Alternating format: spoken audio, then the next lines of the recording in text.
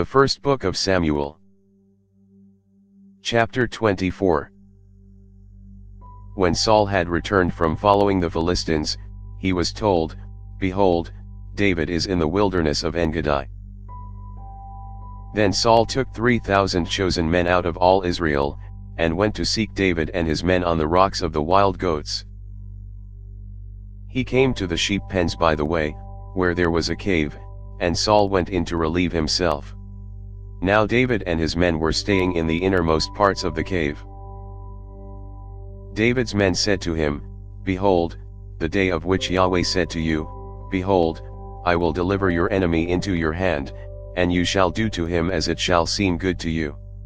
Then David arose, and cut off the skirt of Saul's robe secretly.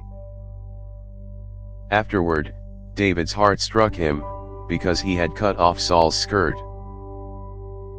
He said to his men, "Yahweh forbid that I should do this thing to my Lord, Yahweh's anointed, to stretch out my hand against him, since he is Yahweh's anointed." So David checked his men with these words, and didn't allow them to rise against Saul. Saul rose up out of the cave, and went on his way.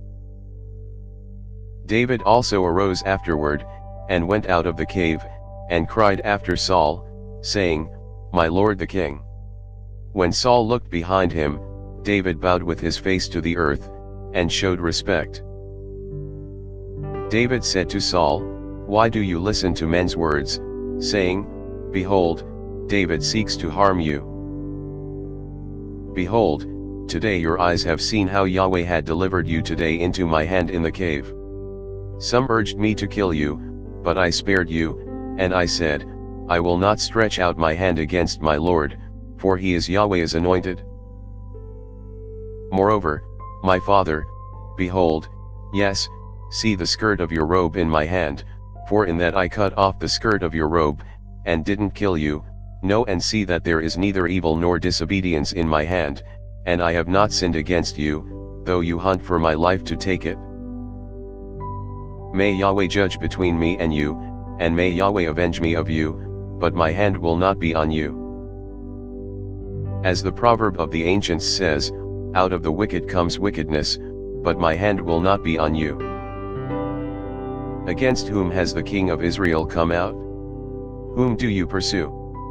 A dead dog? A flea? May Yahweh therefore be judge, and give sentence between me and you, and see, and plead my cause, and deliver me out of your hand."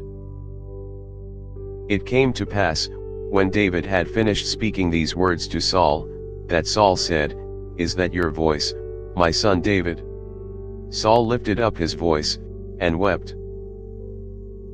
He said to David, "You are more righteous than I, for you have done good to me, whereas I have done evil to you.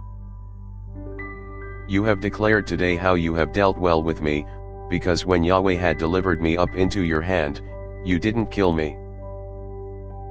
For if a man finds his enemy, will he let him go away unharmed? Therefore may Yahweh reward you good for that which you have done to me today. Now, behold, I know that you will surely be king, and that the kingdom of Israel will be established in your hand. Swear now therefore to me by Yahweh, that you will not cut off my offspring after me, and that you will not destroy my name out of my father's house." David swore to Saul. Saul went home, but David and his men went up to the stronghold. Thanks for listening.